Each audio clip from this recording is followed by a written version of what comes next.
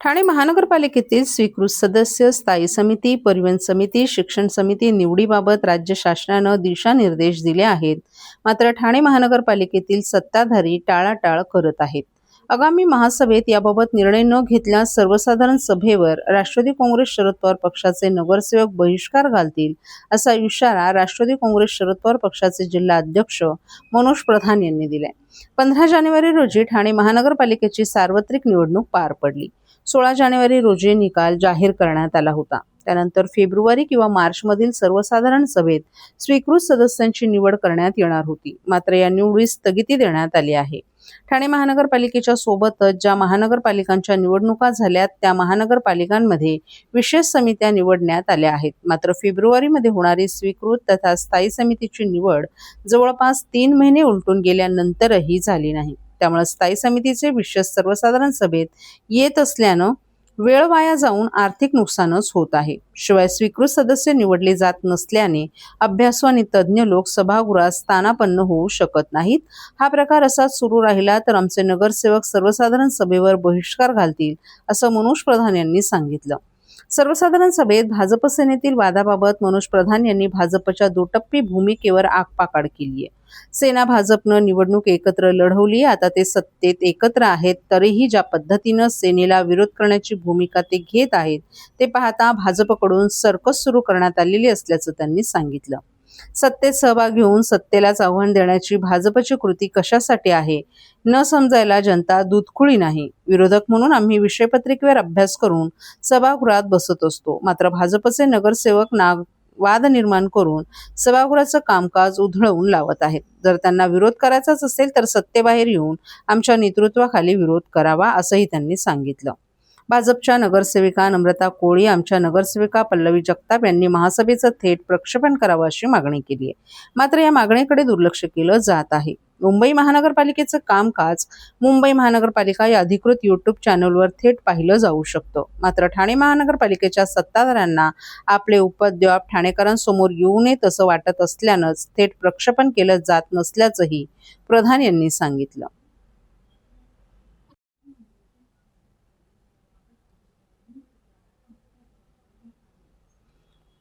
कोलशेत भागातील गोदामाला भीषण आग लागल्यानं परिसरात घबराटीचं वातावरण.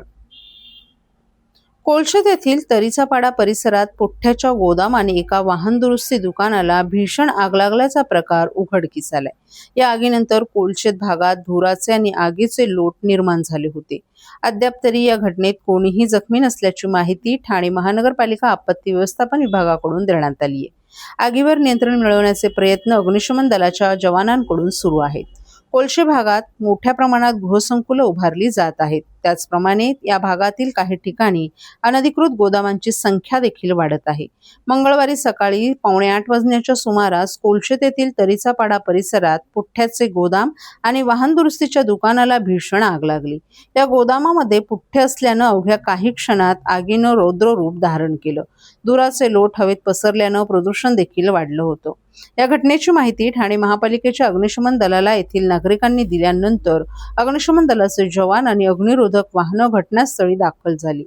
आग पसरत असल्यानं आगीवर नियंत्रण मिळवताना जवानांना अडचणी येत होत्या. सकाळी 9:30 नंतरही या आगीवर नियंत्रण मिळवणं शक्य झालं नव्हतं. या घटनेत कोणीही जखमी नसल्याची माहिती ठाणे महापालिकेच्या आपत्ती व्यवस्थापन विभागाकडून देण्यात आली आहे.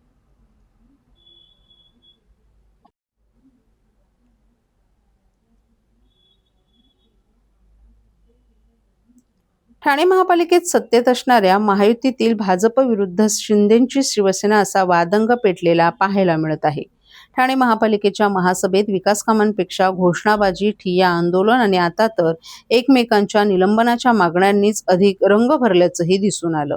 महासभेत गोंधळ घातल्याप्रकरणी आणि राष्ट्रगीताचा अवमान केल्याचा आरोप करत भाजपच्या नगरसेवकांनी शिंदेंच्या शिवसेनेच्या नगरसेवकांविरोधात नौपाडा पोलीस ठाण्यात तक्रार अर्ज दिल्यानंतर आता शिंदेंच्या शिवसेनेच्या नगरसेवकांनी भाजपच्या नगरसेवकांना निलंबित करण्याची मागणी करत पलटवार केलाय. यामुळे महासभेतील विषयांना मंजुरी, राष्ट्रगीताच्या अवमानावरून भाजप आणि शिंदेंच्या शिवसेनेत घमासान सुरू असल्याचंही पाहायला मिळतंय. ठाणे महापालिकेची महासभा शुक्रवारी मोठ्या गदारोळातच पार पडली. या महासभेत सत्तेतील शिंदेची शिवसेना आणि भाजपमध्ये जुंपल्याचंही दिसून आलं.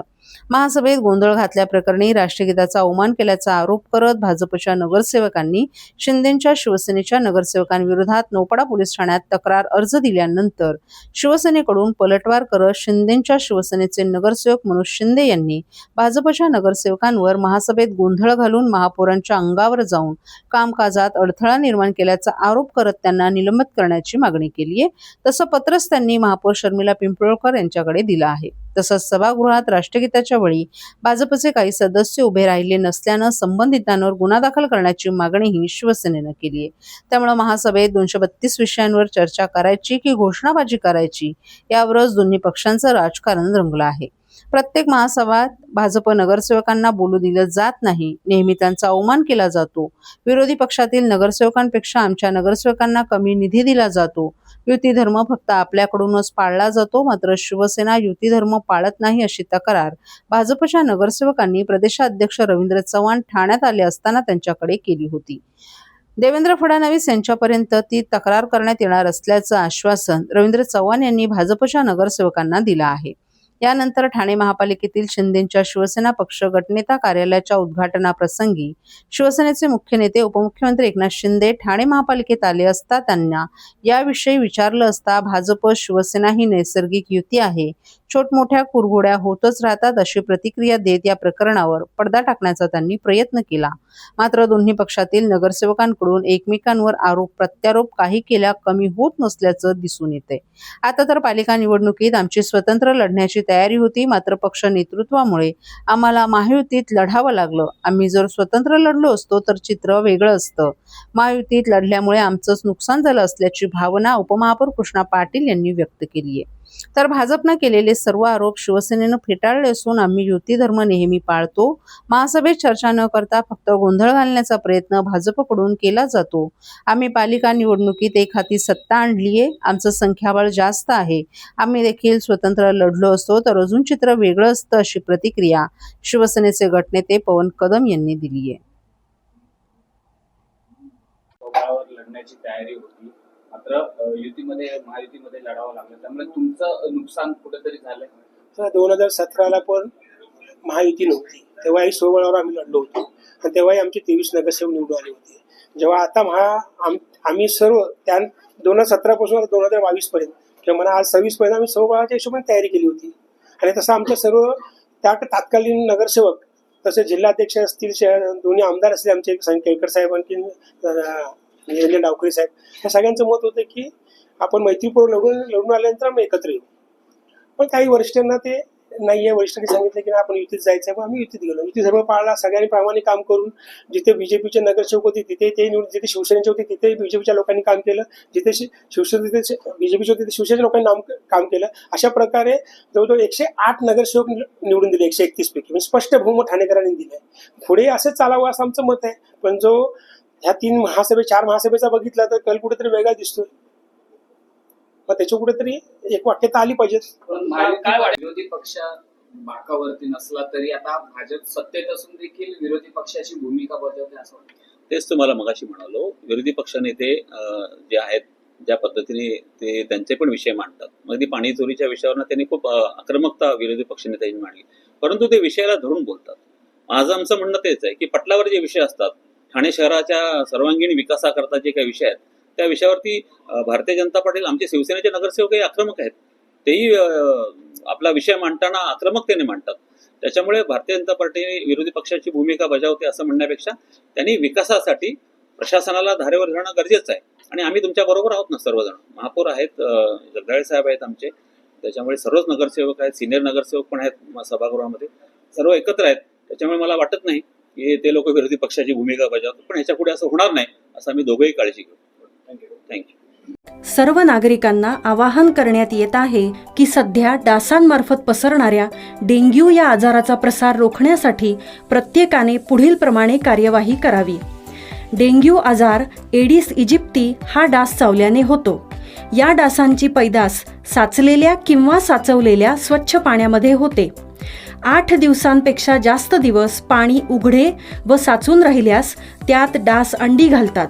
अंड्यांच्या अळ्या तयार होऊन पुढे डास तयार होतात. यासाठी आपल्या घरातील पाणी साठे उदाहरणार्थ बॅरल्स, पिंपे, टाक्या, हौद, रांजणे इत्यादी दर आठवड्याला रिकामे करून घासून पुसून कोरडे करून पुन्हा भरावे. 1 दिवस कोरडा दिवस म्हणून पाळावा. पाणी साठ्यांना घट्ट झाकणे बसवावीत किंवा जुनी साडी, चादर, धोतर यांनी बांधून झाकून ठेवावीत, म्हणजे डास त्यात जाऊन अंडी घालणार नाहीत. घराच्या गच्चीवर, आजूबाजूला, अंगणात कोठेही पाणी साचू देऊ नये. भंगार सामान उघड्यावर टाकू नये. उदाहरणार्थ टायर्स, प्लास्टिक सामान, कुंड्या, टाकाऊ वस्तू इत्यादी. अशा सामानात पावसाचे पाणी साठून त्यात डेंग्यूच्या डासांची पैदास होते. घरातील कूलर्स, फ्रीजच्या पाठीमागील ट्रे हे देखील वेळोवेळी कोरडे करावेत. लक्षात ठेवा, नुसत्या फवारणीने डास घनता कमी होत नाही, तर त्यासाठी डास पैदास ठिकाणे नष्ट करणे ही आपल्या सर्वांची जबाबदारी आहे. कोणताही ताप अंगावर न काढता जवळच्या शासकीय रुग्णालयात मोफत औषधोपचार घ्या. अशा प्रकारे नागरिकांनी सहकार्य केल्यास डेंग्यूचा प्रसार रोखणे सहज शक्य आहे. आयोजित अंतर्गत वर्तुळकार मेट्रो प्रकल्पास घोडबंदर उपवन भागात विरोध होत असतानाच नुकत्याच झालेल्या पाहणीमध्ये डॉक्टर काशीनाथ घाणेकर नाट्यगृहालगतचे नियोजित मेट्रो स्थानक इतरत्र हलवण्याबाबत अधिकाऱ्यांनी सकारात्मकता दर्शवली आहे. स्थानक झाल्यास या भागात मोठ्या प्रमाणात वाहतूक कोंडी होऊ शकते अशी तक्रार येथील नागरिकांची होती. नियोजित स्थानकाची जागा बदलल्यास डॉक्टर काशीनाथ घाणेकर नाट्यगृह चौक परिसरात संभाव्य वाहतूक कोंडीचं चिन्ह टळण्याची शक्यता आहे. ठाणे शहरातील अंतर्गत वाहतुकीवरील ताण दूर करण्यासाठी अंतर्गत वर्तुळाकार मेट्रो प्रकल्पाचं काम सुरू करण्यात आले. केंद्र आणि राज्य शासनाच्या मदतीने होणाऱ्या या प्रकल्पासाठी 12,000 कोटी रुपयांच्या खर्चाला मान्यता देण्यात आली आहे. या प्रकल्पासाठी निविदा प्रक्रिया पूर्ण झाली असून काही भागात खोदकामं सुरू झाली आहेत. या प्रकल्पाचा मार्ग 29 किलोमीटर असून काही मार्ग जमिनीखालून तर काही जमिनीवरून असणार आहे. हा मार्ग ज्या ठिकाणाहून जाणार आहे त्या परिसरातील नागरिकांनी अनेक तक्रारी भाजपचे आमदार संजय केळकर यांच्याकडे केल्या होत्या. त्या अनुषंगाने केळकर यांनी शासकीय विश्रामगृहात आतापर्यंत 2 संयुक्त बैठकांचं आयोजनही केलं आहे. या बैठकीत हिरानंदानी मेडोज, रोडाज, ऋतू इस्टेट, हिरानंदानी इस्टेट आदी भागातील रहिवाशांचे प्रतिनिधी, मेट्रोचे व्यवस्थापकीय संचालक आणि ठाणे शहरातील प्रकल्पाचे मुख्य अधिकारीही उपस्थित होते. ज्या ठिकाणी हजारो नागरिक वास्तव्य करतात, शाळा, दवाखाने यामुळे नेहमीच वर्दळ असते, अशा ठिकाणी स्थानक उभारल्यास या परिसराची वाहतूक कोंडी होणार असल्याच्या तक्रारी रहिवाशांच्या प्रतिनिधींनी या बैठकांमध्ये केल्या आहेत. यावेळी केळकर यांनी या परिसराची प्रत्यक्ष पाहणी करून लोकहिताचा मार्ग काढण्याच्या सूचना अधिकाऱ्यांना केल्यात. आमदार संजय केळकर यांनी संबंधित अधिकारी आणि रहिवाशांसमवेत नुकतीच संयुक्त पाहणी केली आहे.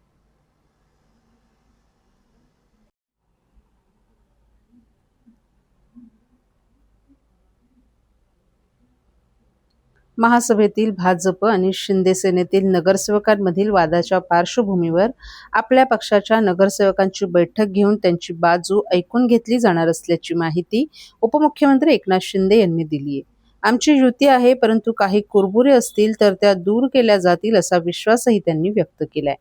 भाजपचे प्रदेशाध्यक्ष रवींद्र चव्हाण यांनी रविवारी नगरसेवकांची बैठक घेऊन भाजप आणि शिंदे सेनेतील नगरसेवकांमधील वाद वरिष्ठ पातळीवर सोडवला जाईल अशी ग्वाही दिली होती. ठाणे महापालिकेतील शिंदे सेनेच्या पक्ष कार्यालयाचं उद्घाटन उपमुख्यमंत्र्यांच्या हस्ते काल सायंकाळी करण्यात आलं.